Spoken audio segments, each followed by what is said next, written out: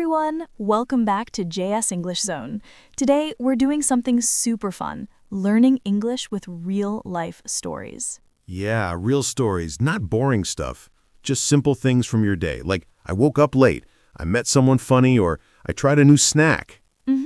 When you talk about your own life, English feels easier. You don't have to think too much. Right? Even tiny things become good English practice. Like, guess what happened today? Or, oh, let me tell you this. And don't worry, we'll keep everything super easy and friendly. No big words, no stress. Yeah, just natural English you can use anytime. Even things like, either way works for me, or I'm easygoing about it. Today, we'll show you how to start a story, how to keep it going, and how to make it sound natural. Okay. Ready to jump in? Let's do it. Julie, tell me honestly, when something happens in your day, how do you start the story? Like, what do you really say? Oh, easy. I always start with, bro, you won't believe what happened today. Even if it's not a big story, I still use that. Haha, yes, that line makes everyone go, okay, what happened? Or sometimes I say, wait, let me tell you something funny. It sounds friendly, not serious, like we're talking to a close friend. Yeah, and if my brain is tired, I use something super simple like, so, guess what happened today? See? All these are easy and natural. You don't need to sound perfect. Life stories are just normal talking. Let me give a real example. So yesterday, I was walking to the shop, just minding my business. Okay, I'm listening. Suddenly, a cat jumped out of nowhere like, "Rawr!" I almost dropped my snacks. That cat said, welcome to my street. Exactly. And I could start that story in so many natural ways. Let me tell you something funny. You won't believe what happened on my way to the shop. Guess what happened on my way to the shop? All feel like real-life talking. Okay, my turn. In the morning, I made a cup of tea and then forgot where I put it. Oh no, that's so you! I searched everywhere, table, counter, sofa, and finally I found the cup in the fridge. Bro, why was your tea in the fridge? I think my brain was still sleeping. And I could start that story like, okay, listen to this. Or, I did something silly today. And when you tell your story, you can add soft expressions like, either way works for me, or I'm easygoing about it. These small lines make your English sound relaxed and friendly. Yeah, just simple, normal English, nothing heavy. Curious, Julie, when you continue a story, how do you keep it sounding natural? Like, what do you say after the first line? Honestly, I just talk the way I normally talk. Nothing fancy. Let me tell you something that happened yesterday. Very normal thing. Yeah, go on. I like real, everyday stories. So, yesterday I went out to buy bread. I was walking slowly because I was still a bit sleepy. Okay, sounds like a normal morning. Yeah, and while walking, I stepped on a small, loose stone. Not a fall, just that tiny slip where your foot goes, uh-oh. No, that little slide moment. Yep. And right there, a small kid was eating ice cream and staring at me like I did something interesting. Kids always stare like you're doing a performance. Exactly. And I just said, I'm okay. He nodded like he understood everything. See, that's how normal stories sound. Simple things from your day. And I keep it natural with small lines like, and then I walked a little more. A second later, I looked around. Real life details. Nothing big. Okay, let me tell you something that happened today. Very normal, nothing crazy. Yeah, tell me. So, I made tea in the morning. Then I got to get my phone from the table. And I guess I got distracted for a minute. Let me guess. You forgot the tea. A little bit. When I came back, The tea wasn't bad, but it was colder than I wanted. Aw, yeah, that happens to everyone. Exactly. And I talk about it like I made tea, then I got distracted for a moment. When I came back, it wasn't hot anymore. Just normal talking. This is how real stories should sound. Simple, relaxed, like you're talking to a friend.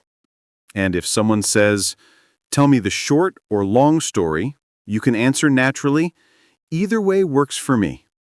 Or, I'm easygoing about it. These small lines make conversations smoother. So, Jack, we talked about how to start a story, how to continue it, but ending a story naturally is also important, right? Yeah, for sure. A lot of people end their story too fast or too suddenly. But in real life, the ending is usually soft and simple. True. I never use big lines. I usually go like, so yeah, that's what happened. Very normal. Same here. Or I say, and that's pretty much it. People say that all the time without even thinking. Yep, like with my bread story. I'd end by saying, anyway, after that, I just bought my bread and came home. No drama, just real life. And sometimes, if the story is funny or awkward, I end with, so yeah, that was my day. Simple and clean. Oh, I also say, and that was it. Nothing special, but kind of funny. It makes the ending light. Yeah, that's a nice way to keep the vibe relaxed. And when someone tells you a story, you can end the moment with small, natural replies like, ah, okay, I get it. Nice, sounds like a normal day. Got you, thanks for sharing. Or even, okay, that's funny. These are the same things native speakers say every day. Exactly. No need for deep things like, thank you for your detailed explanation. That sounds too formal. Yeah, we don't talk like that in real life. Another natural way to end a story is to connect it to something else. Like, so after all that, I just made some tea and relaxed. Or, so yeah, that was my morning. The rest of the day was normal. Or if you're finishing a story during a chat, you can say, anyway, that's what happened, and then move to another topic naturally. Yeah, it's like closing the story without making it feel like a speech. And sometimes, if the story is small, I end with, nothing big, just a small thing that happened. It makes the story feel complete. A calm ending. Many native speakers talk like that. Okay, Jack. Now let's talk about something super important. After someone finishes their story, how do you keep the conversation going? Yeah, because sometimes people just say, oh, okay, and then everything dies. Exactly. And real natural English has small follow-up questions that make everything smoother. Like for your bread story, I might ask, so were you okay after slipping? Simple. It shows I'm listening. Yes, and then I can answer naturally, like, yeah, I was fine, just embarrassed a little. And then I can reply with something like, ha, yeah, that happens. And boom, the conversation continues without effort. Another good follow-up is, then what did you do? Even if the story is small, this question keeps the flow. True. And you can also ask, how did you feel? Very soft, natural question. Okay, what follow-up would you ask after your tea story? Maybe something like, so did you make a new cup? Oh, that's good. And I'd answer, yeah, I made another one because the first one tasted like sadness. Same. Cold tea tastes emotional. And after that, the conversation can move naturally to anything, like breakfast, morning routines, or distractions. Another natural follow-up is, has this happened before? People use that line a lot. Right, like if someone tells a story about losing their keys, you can ask, do you lose them often? Very normal question. Or, oh, really? Since when? It keeps the talk alive, but it still feels casual. Nothing heavy, just small, friendly questions. You know another soft follow-up I like? Tell me. What happened after that? It's simple, but it works every time. Totally. It's one of the most natural questions in English. So, Jack, after someone finishes a story and we ask a few follow-up questions, how do we move to a new topic without sounding weird? Honestly, I just use small soft lines. Nothing big. Something like, anyway, or by the way. Yes, by the way is so natural. Like you listen to their story, you respond, and then you smoothly move on. For example, after your bread story, I could say, anyway, how's your week going? Very natural. Yeah, or I could say, by the way, did you finish that work you were doing? Just shifting the topic gently. And if you don't know what to say, you can use, so yeah, speaking of that, and then add something connected, or maybe not connected. Native speakers use this all the time. Also true. Like if you told me the tea story, I could say, speaking of mornings, did you sleep well? Boom, new topic, but feels normal. Another one I use a lot is, oh, that reminds me. It feels like the conversation is flowing naturally. Yes, that one is perfect. Like if someone talks about food, you can say, oh, that reminds me, I tried a new cafe yesterday. Right. Smooth transition. Not too sudden. And sometimes, if the topic doesn't fit anymore, I say, so anyway, what else is going on? It's like a soft reset button. Mm-hmm. That line is one of the most natural ones. You can use it anywhere. The key is not to overthink. Use small, simple phrases. Yeah, like, anyway, by the way, speaking of, oh, that reminds me. All are supernatural. And they keep the conversation alive without feeling forced. Okay, Jack, now let's talk about something super useful, natural reactions. You know those small sounds and phrases that make your story sound alive? Oh, yeah. The little things people say without thinking, like, oh, really? No way. Seriously?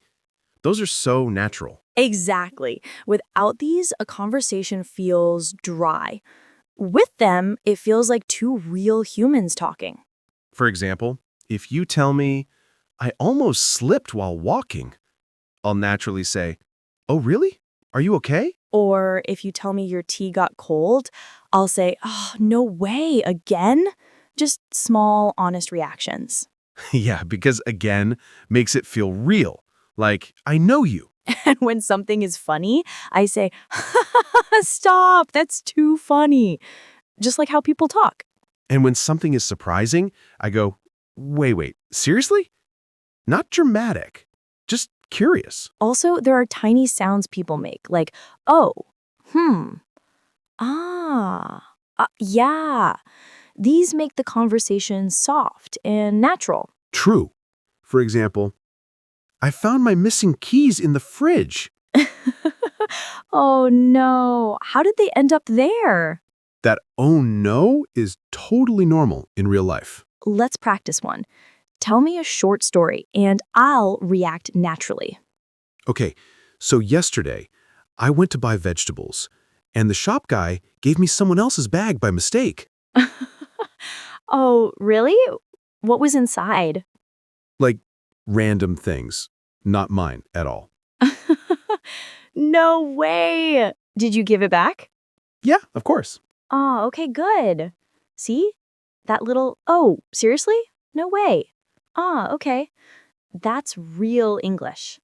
And sometimes the smallest reactions feel the most natural. Like, yeah. Oh, got it. I see. Oh, okay. Yep, those are super native style. People use them without thinking. So, Jack, now let's talk about sounding confident when you tell a story. Not loud, not dramatic, just calm and confident. Yeah, confidence isn't about shouting. It's about speaking slowly, using simple words, and not rushing. Exactly. A lot of learners speak too fast because they feel nervous. Mm-hmm. But native speakers talk in a relaxed way. Like, if I'm telling a story, I pause sometimes and say things like, let me think, or Yeah, so Yes, those tiny pauses make you sound more natural, not less confident. and also you don't need big vocabulary. Simple works.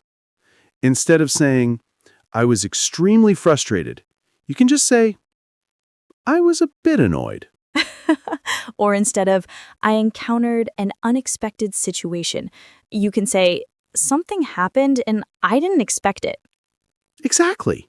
Easy words, clear message. Another confidence trick: use soft starter lines like, so yeah, all right, okay, let me tell you. These lines make your story feel calm and steady. And try not to rush the point. If you need time, you can say, hold on, I'm thinking. It sounds natural.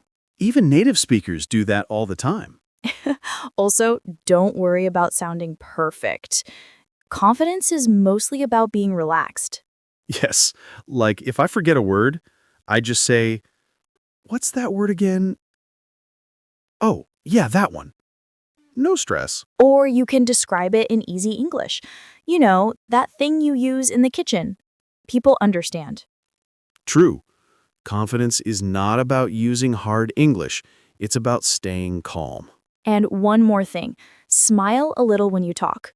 Your voice sounds friendlier. Yeah, even in audio, people can hear a smile. A small smile makes your English sound warm, open, and confident at the same time.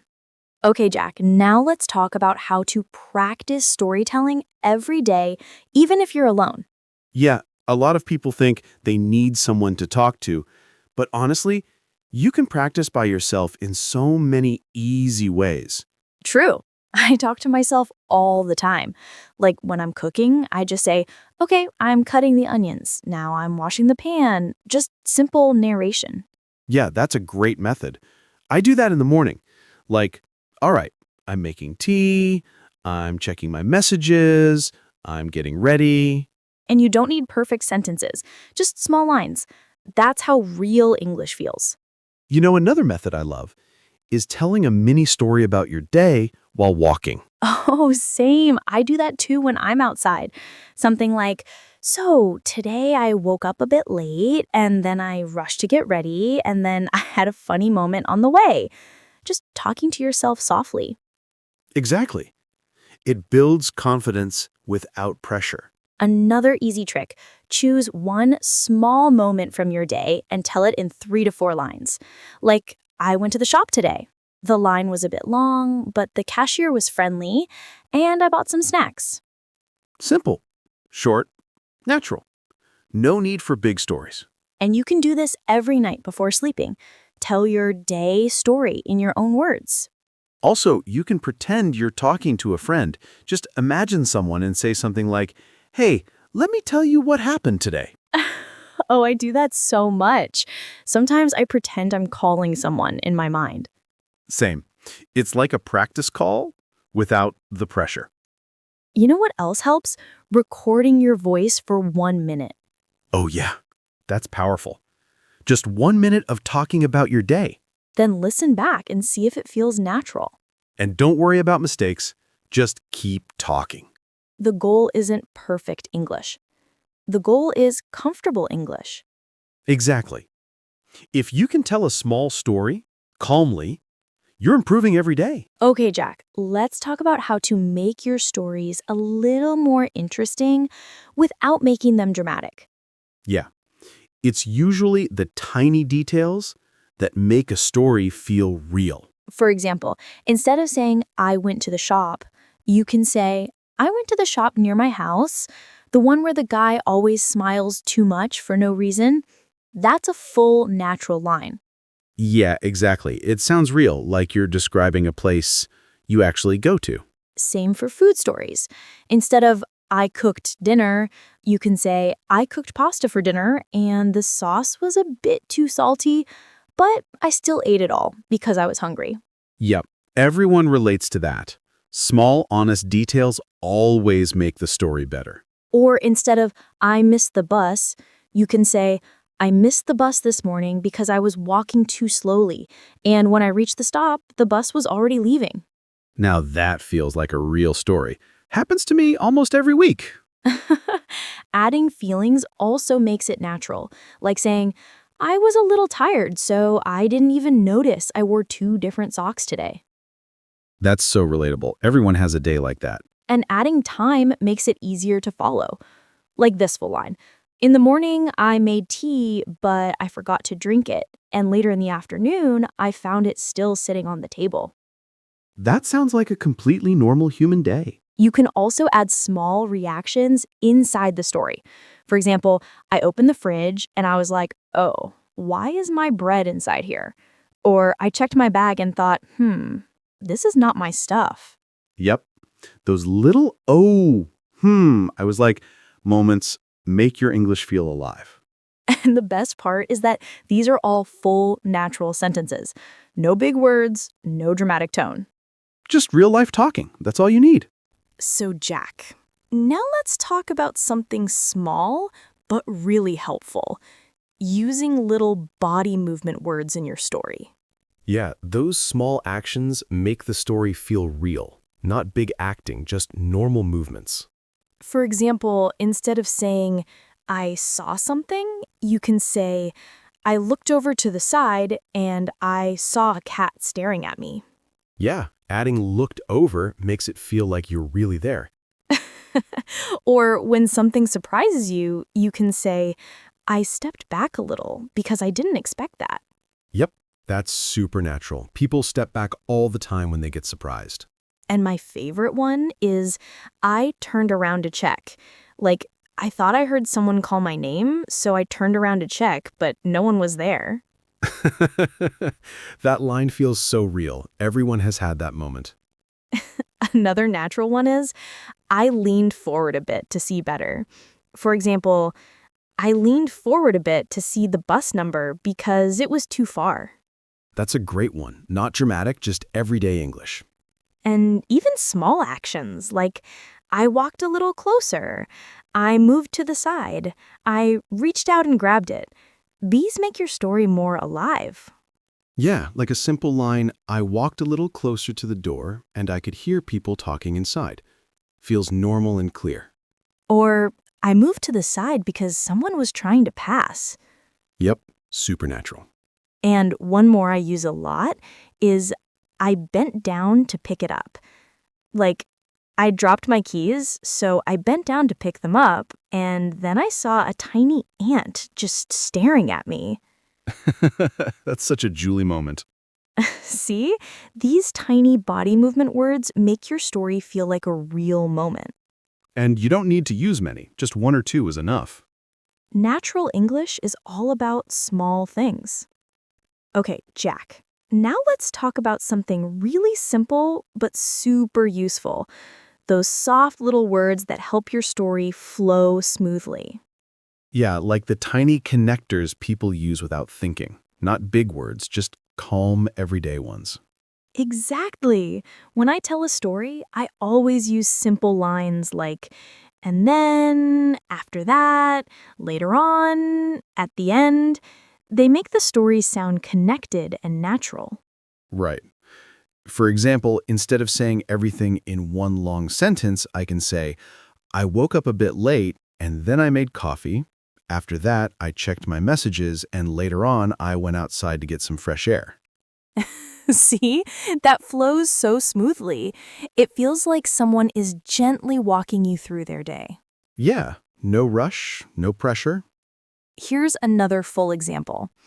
I went to the supermarket, and then I realized I forgot my wallet. After that, I walked back home, and at the end, I didn't even feel like going back again. That is so real. Sounds like something that happens on a lazy day. These connectors make your listener feel relaxed, like you're telling the story step by step. Another one I like is in the beginning. Like, in the beginning, everything was normal, and then suddenly I remembered I hadn't eaten anything all morning. Oh yeah, that's such a Jack thing. And then you can close it with something simple like, so yeah, that was it at the end. Very natural, very soft. Another example with smooth flow is, I started walking to the bus stop, and then it started to rain. After that, I had to wait under a small shade, and later on, I finally got the bus. Yep, that's exactly how people share daily stories. These small connectors help your story sound organized without sounding like a speech. And you don't need to use many, just one here and there is enough. Exactly. Natural English is all about simple, soft flow. Okay, Jack, now let's talk about adding tiny feelings and thoughts to your story. Just small ones, not deep, not dramatic. Yeah, because when you add how you felt, the story becomes more personal and real. Exactly. Like, instead of saying, I went to the shop, I can say, I went to the shop and honestly, I felt a bit lazy that whole morning. Very simple. That sounds so natural, not too emotional, just honest. Or if something confused me, I say, I wasn't sure what to do, so I just waited for a second. Mm-hmm. I do that a lot too. Like, the other day I said, I felt a little nervous because I thought I lost my wallet, but then I realized it was in my jacket pocket. Yeah, those tiny moments make the story feel real. And sometimes I add small thoughts, like, I kind of liked it, or I didn't feel good about it, or I was a bit unsure. Those are so natural. They show your reaction without making it heavy. Exactly. Like this simple full sentence. I talked to my friend, and I felt a bit better after that. Just calm and honest. Or, I tried the new cafe and I actually kind of liked it. Very soft, very human. Another easy one is, I didn't expect that. For example, I went for a walk, and I didn't expect the weather to be so nice. Yes, that's one of the most natural lines ever. Or even, I felt a bit awkward. Like, I waved at someone, but they weren't waving at me, so I felt a bit awkward. That happens to everyone. Adding these little feelings make your English sound real, not textbook. And you don't need big emotional words, just tiny ones, like a bit tired, kind of happy, a little confused, not sure, felt relaxed. Small feelings equals natural storytelling. So, Jack, now let's talk about those little thinking lines people use in real English. You know, small things like, I thought, or I guess, or maybe. They make stories sound real. Yeah, because nobody tells a story without thinking inside their head a bit. These lines show what was happening in your mind. Exactly. Like yesterday, when I slipped a little on that stone, I said in my head, I thought I was about to fall. Very natural. That sounds real. I do that too. Like this morning, when I couldn't find my wallet, I said, I thought I left it at the cafe. See? Those soft thinking lines make the story feel honest. And sometimes I use, I guess. For example, I guess I was a bit tired. That's why I forgot my tea again. That sounds exactly like you. Or, I guess the bus was early today. Simple, real-life line. I also use maybe a lot. Like, maybe I walked too fast. That's why I didn't notice my shoe was untied. Ha ha ha. Classic Julie moment. Or maybe I didn't hear the message tone. Very soft, very natural. There's also, I wasn't sure. For example, I wasn't sure if that person was waving at me or someone behind me. Oh, that awkward feeling happens to everyone. Another one I like is, I kind of felt like, for example, I kind of felt like going home early, so I didn't stay long. Yes, that sounds like how friends talk in real life. And sometimes I use, I didn't think. Like, I didn't think the shop would be crowded on a random Tuesday. Or, I didn't think I'd meet anyone I know, but suddenly I did. These tiny thinking lines make your story personal and relaxed. They show your thoughts without sounding dramatic. And the best thing is, You don't need difficult words. Just honest, soft thinking. Yep, natural English is all about these little moments inside your head.